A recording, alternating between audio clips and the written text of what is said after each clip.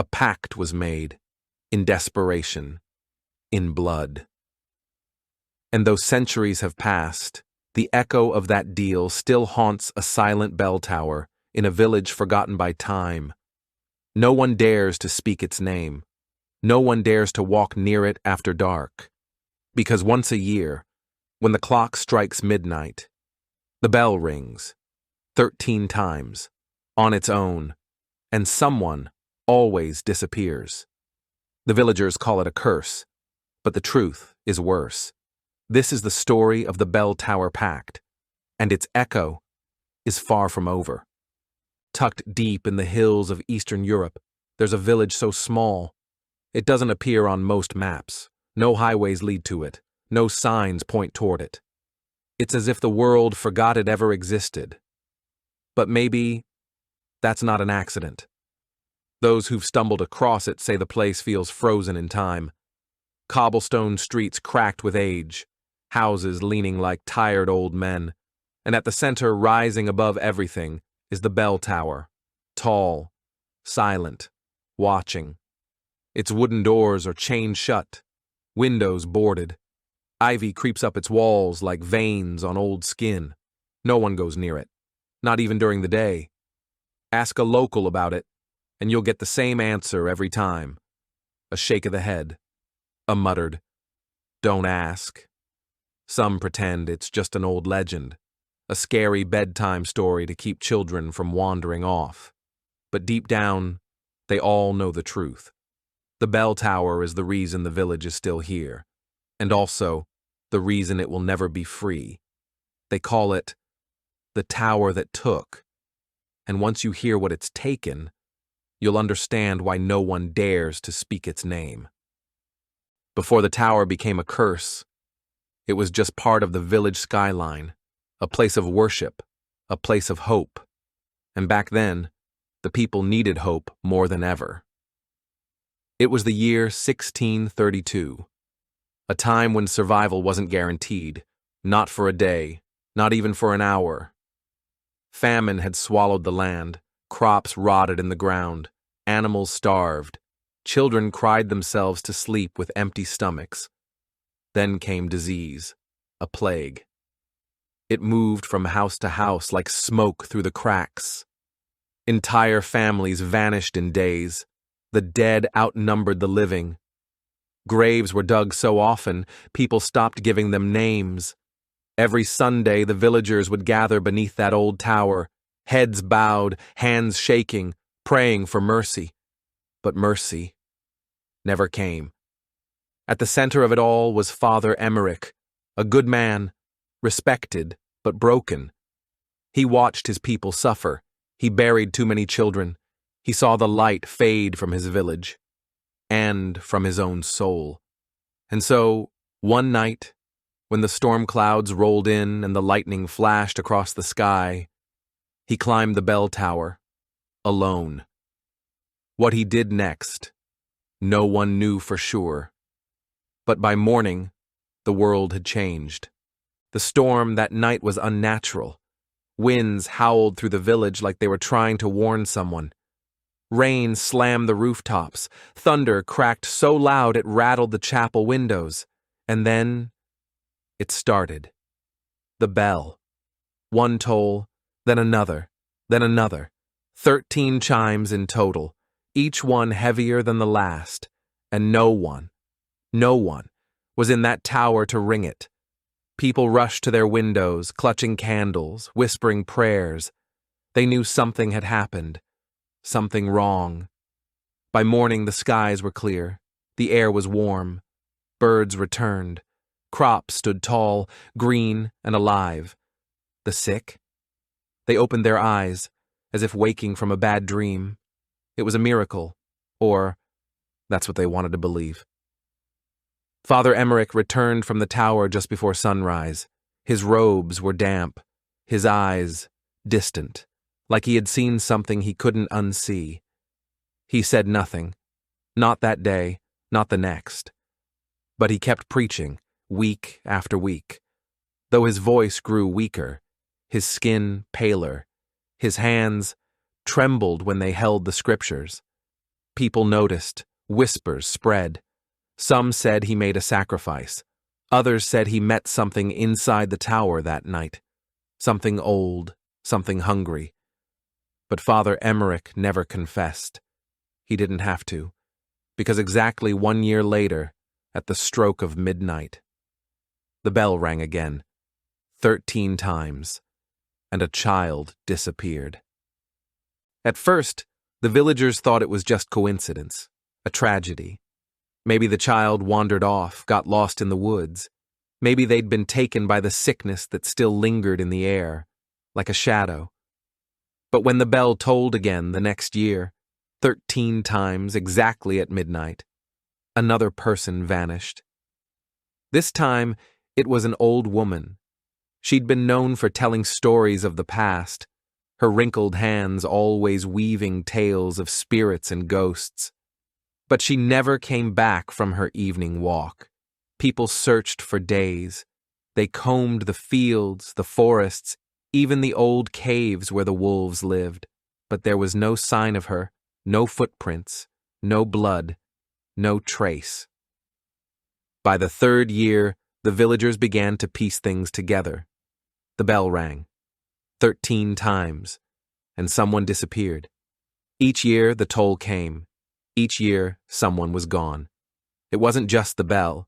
It was something else, something ancient and cruel, demanding payment. No one dared to leave the village. The roads had a strange way of twisting, of leading people back where they started. Wagons overturned for no reason. Horses bolted, trampling their owners. Fires sparked out of nowhere, burning houses to the ground. The villagers grew afraid of the very land they lived on. The soil, the trees, even the air seemed to fight against them.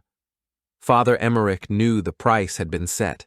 He knew the village was cursed. But there was no escape. The deal had been made, and it wasn't just the bell tolling for them anymore. It was the deal demanding its due. As the years passed, Father Emmerich became a shell of the man he once was. His skin, once strong and youthful, grew thin and fragile, like parchment left too long in the sun. His eyes, once bright with faith, sank deep into his skull, hollow and empty. He stopped preaching. His sermons became whispers. His hands, once steady, shook uncontrollably as he held the Bible. The villagers began to see him only as a broken figure, a man whose soul had been drained piece by piece by the pact he had made. One night, after the bell had tolled for the 3rd year, Father Emmerich disappeared. No one saw him leave the chapel. No one saw him enter the tower. But that night, the bell rang again. 13 times, loud and clear, echoing across the land like the sound of doom itself. The next morning, the villagers searched. They found his door locked, his chamber empty, but there, on the altar, lay a journal. It was his. With trembling hands, they opened it. Inside, the last words of Father Emmerich were scrawled in frantic ink. I made the pact. I rang the bell. And now, it rings for me. I am bound, forever. The priest had climbed the tower one last time. But no one knew what had happened when he reached the top. Some say he tried to break the curse, to undo what he had done. Others say he finally accepted the consequences of his actions, surrendering to whatever dark force had claimed him. No one ever found his body. But his words, his final confession, sealed the truth of what had happened that fateful night. The pact was not just about the village, it was about him. And whatever had claimed his soul, it wasn't finished yet. After Father Emmerich's disappearance, the village was left in a state of quiet terror. The air felt thicker, heavier, like something was watching, waiting. The bell would toll 13 times every year, and with each toll, someone else vanished.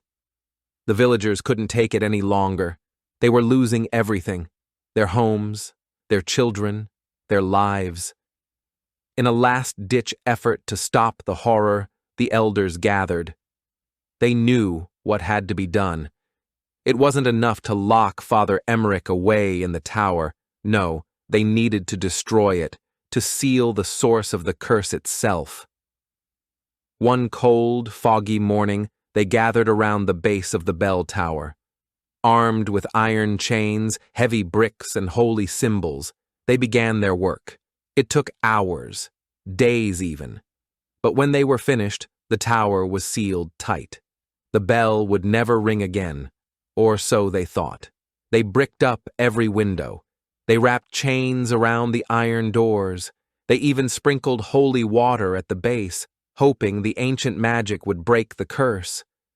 The tower was sealed off from the world, locked away in darkness, just like the village wanted. For a while, there was silence. But then came the first sign that the curse was far from over. It happened a year later, at midnight. 13 chimes, loud and clear, echoing through the valley. The villagers were paralyzed with fear. They rushed to the tower, but it was still sealed. No doors were open, no windows broken, but the bell had rung 13 times, just like before. They searched the village for hours, but it was too late. By morning, another life had been claimed. A young woman who had lived on the outskirts of the village vanished without a trace. No footprints, no signs of struggle. Gone. It was then they realized the curse wasn't tied to the tower itself. It was tied to the pact, and as long as that pact existed, the bell would ring. The toll would be paid. Sealing the tower hadn't stopped the curse. It had only made it worse. Fast forward to the 21st century. The village, once a place of whispered stories, had faded into near oblivion. It was forgotten by the outside world, a place no one dared to visit, until a group of young explorers, thrill-seekers, and urban legend hunters found it. They had heard the stories, of course, the eerie bell that tolled at midnight, the mysterious disappearances, the sealed tower, but they didn't believe in curses. They didn't believe in ghosts. To them, it was just a myth, an adventure waiting to be captured on film, a perfect story for their YouTube channel, their social media followers, and their growing fan base. So they packed their bags, set up their cameras, and made the long trek to the village. They found it exactly as the stories described, a crumbling ruin, abandoned homes, and the towering bell tower standing in the distance, silent and still. The perfect backdrop for their next big investigation. The group was excited. They couldn't wait to get inside, to film their live stream, to debunk the curse once and for all. They gathered at the base of the tower, laughing, joking about how this was all just a marketing stunt. But as the sun set and the first shadows of night fell over the village, they began to feel something was off. It wasn't the wind. It wasn't the fog creeping in. It was the silence, an unnatural stillness, as if the entire village was holding its breath. They set up their live stream, flashing their torches around the darkened streets. Their audience was waiting. But the moment they stepped closer to the bell tower, the atmosphere shifted. One of them laughed, joking into the camera. "What if the bell rings tonight?" But there was no laughter in the air anymore. The clock struck midnight. And then it happened. The bell tolled. 13 times. Bam, bam, bam, bam, bam, bam, bam, bam, bam, bam, bam, bam, bam. The sound was deafening. It echoed through the village, the mountain, the very air itself. The crew froze. The camera shook. Their chat went wild with messages from viewers. "What is happening? Are you okay? Is this part of the plan?" But it wasn't part of the plan.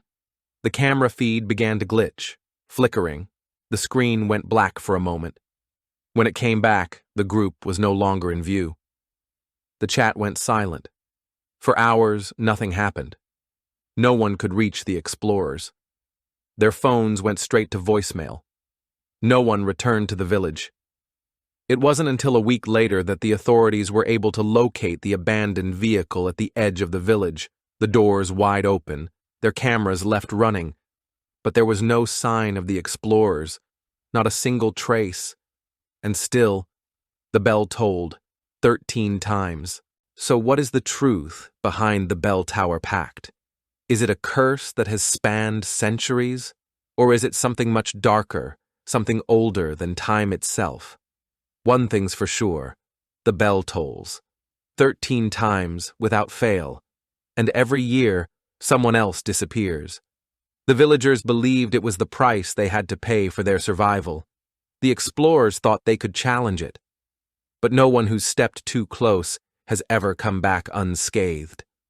And as for the bell tower itself, the one that stands silent, sealed, forgotten, maybe it's just a tower of stone and wood, or maybe it's a prison for something that demands its due year after year. But no matter how far we run, no matter how deep we bury the past, some pacts are made to be kept, some curses are born to last, and as the clock ticks on, the bell waits. It's only a matter of time before it tolls again. The Bell Tower Pact is far from over. Thanks for watching. If you enjoyed this video, hit that like button, subscribe, and ring the bell for more. Let me know your thoughts in the comments. I'd love to hear from you. See you in the next one. Bye for now.